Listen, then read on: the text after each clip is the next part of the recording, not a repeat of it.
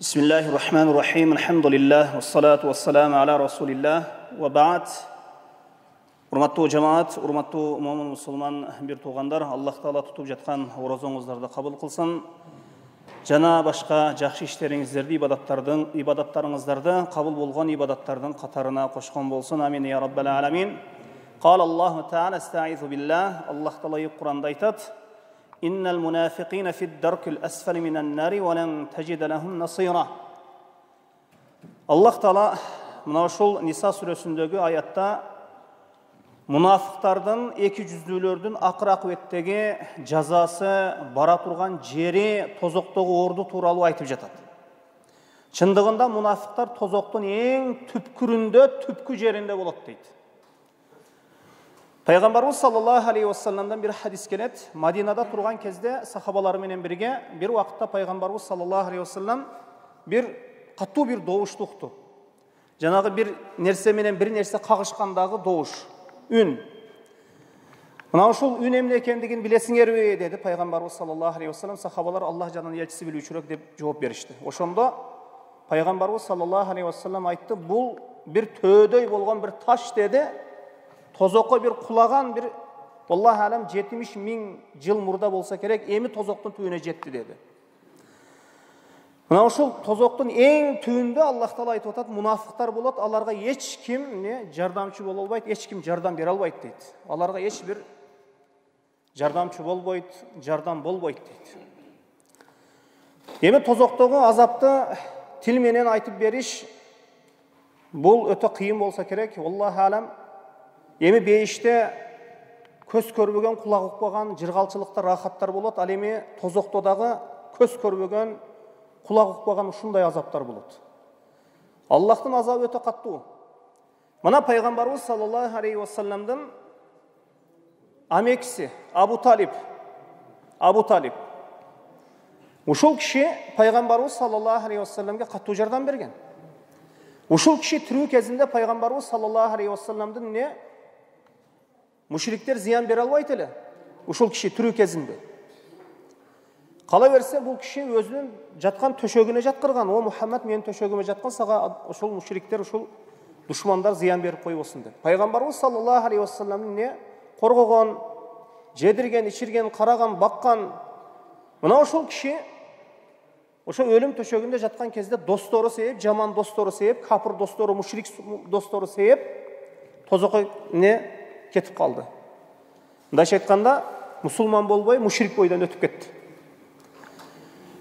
Пайгамбарыбыз саллаллаху алейхи вассалам хадистеринде келет, мына ушул амекисине, пайгамбарыбыз саллаллаху алейхи вассаламдын амекисине Абу Талибке тозоктогу эң жеңил азап берилет экен. Тозоктон чыкпайт бул киши. Бирок тозокто эң жеңил азап берилет. Тозоктогу эң жеңил азапты пайгамбарыбыз саллаллаху алейхи вассалам сыпаттап айтат: оттон болгон галошты кийген кезде инсандын, адамдын баш мээси казан кайнагандай кайнайт дейт. Мына ушул тозоктогу эң жеңил азабы экен. Эми мунафиктарды, эки жүздүүлөрдө тозоктогу ордуну караң, эң түпкүрүндө болот дейт. Капыр кичине жогоруда болуп атат.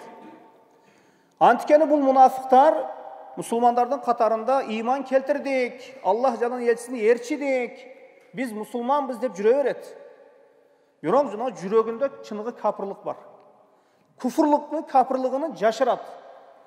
Буларда тил менен айтуу табылат. Ислам рүкүндөрүн амал кылуу деген дене мүчөлөрүндө көрүнүп турат, бирок мына жүрөк менен деген иман буларда табылбайт.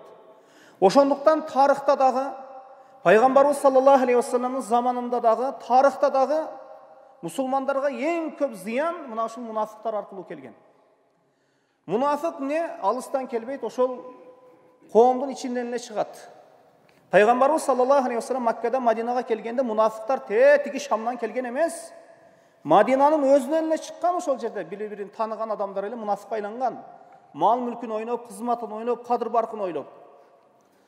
Мунафик деген ушул. Эми кээде сахабалардын арасынан ата чоң мунафик болсо, бала чоң сахаба болгон. Бир далил келтире турган болсок, Абдуллах ибн Убай Мадинада мунафиктардын башчысы болгон. Ушул киши жалгандан исламга кирген. мындайча айтканда исламды көрсөтөтеле.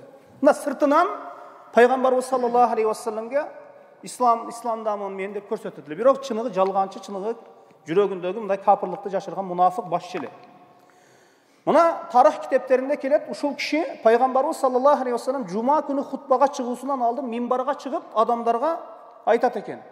О адамдар, иман келтиргиле, Мухаммадты ээрчигиле, ашхаду ан ла илаха иллаллаху ва анна Мухаммадар расулуллах деп айтат эле. Ушул киши. Аллаху алам ушул киши болсо керек.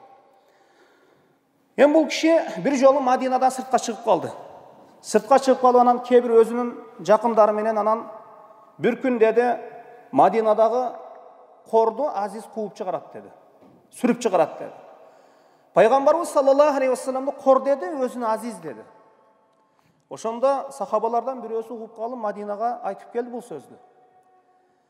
Мына ошондо пайгамбарыбыз саллаллаху алейхи вассалам ушул кишинин баласы Абдулланы чакырды. Абдулла ибн Убай. Ушул баласын чакырып, атаң мени кор дептир, өзүнө Азизмин дептир. Мына ошондо мени Мадинадан кууп чыгамын деп айтыптыр дегенде, атам туура айтыптыр, сиз Азизсиз, атам кор деди. Анан Мадинанын дарвазасына барып турду, атасы келди. Азыр бир кадам кире турган болсоң, мындайча айтканда жооп башкача болот. Качан пайгамбар Мухаммад саллаллаху алейхи вассалам рухсат бермейинче Мадинага кирбейсиз деди. Баласы. Карасаңыз, бала чоң сахаба, ата чоң мунафык. Эки жүздүү. Анан пайгамбарыбыз саллаллаху алейхи вассаламдын алдына келди. Я Расулулла, сиз жакшы билесиз деди. О Аллахтын элчиси, сиз жакшы билесиз. Мадинада эң атасына жакшы мамиле кылган мен болсом керек деди. Атасына эң жакшы мамиле кылган мен болсом керек деди. Мен эң атасына жакшы мамиле кылган адаммын, бирок муну сизди жаман, сизди акарат кылып сөз сүйлөгөн убакытта мен мындай тура албаймын деди. Эгер рухсат берсеңиз, азыр атамдын мындайча айтканда тиги дүйнөгө жөнөтүшүм дагы мүмкүн деди. Ошондо пайгамбарыбыз саллаллаху алейхи вассалам жок, мындай кылба, атаңа жакшы мамиле кыл деди. Баласын бул нерседен кайтарды. Анан ошол дарвазага барып атасына айтты, пайгамбар Мухаммад саллаллаху алейхи вассалам рухсат берсе киресиң, болбосо жок деди. Ошондо жанагы Абдулла ибн Убай башын кармаган абалда шермендеси чыгып, пайгамбарыбыз саллаллаху алейхи вассаламга адам жиберди. Мени Мадинага киргизсеңиз, рухсат берсеңиз деп. Анан пайгамбарыбыз саллаллаху алейхи вассаламга адамы келип ушундай рухсат сурады. Пайгамбарыбыз саллаллаху алейхи вассалам Мадинага кирүүгө рухсат берди. Мына ушундай мунафыктар болгон. Эми амалдагы мунафыктар бар, эми жүрөктөгү мунафык бул жашыруун болот. Эми пайгамбарыбыз саллаллаху алейхи вассалам мунафыктан бизди эскерткен, кайтарган, мунафыктын 3 белгиси болот дейт пайгамбарыбыз саллаллаху алейхи вассалам. Мына сүйлөсө жалган сүйлөйт, уада берсе уадасыга турбайт, аманатка кыянаттык кылат. Мына ушул мунафыктын сыпаттары дейт. Мына ушул нерсеге дагы көңүл буруубуз керек.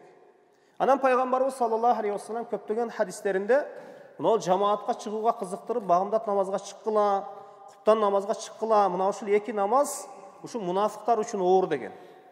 Мунафыктар пешинде чыга берет, асырда чыга берет экен, шамда чыга берет экен. Бирок багымдаттан Аллах өзү сактасын, мына куптанда көрүнбөйт экен. Мына ошондуктан инсан мына ушул тили менен исламны тастыктап, жүрөгү менен тастыктап, анан мына ол амалдарында, мына дене мүчөлөрүндө ислам амалдары көрүнүш керек. Анан дагы бир мунафыктардын сыпаты алымдар айтышып калат. Мына ол мусулмандарга бир зыян жетсе, мусулмандар бир экиге бөлүнсө, мусулмандар бири ниетин бири жесе, десе мындай мусулмандардын каны төгүлсө, мусулмандар бирикпесе, мусулмандар дайыма бири-биринин этин жеп жүрсө, дайыма мусулмандардын арасында фитна болуп турса, мунафыктар сүйүнөт экен. Мына ушул дагы ушундай акыйдага түшүп калуу дагы бул мунафыктын сыпаттары болуп саналат экен. Мына ошондуктан мына бул нерседен этият болуубуз керек. Валлаху алам, саллаллаху ала Мухаммадин ва алихи ва сахбихи ва саллам.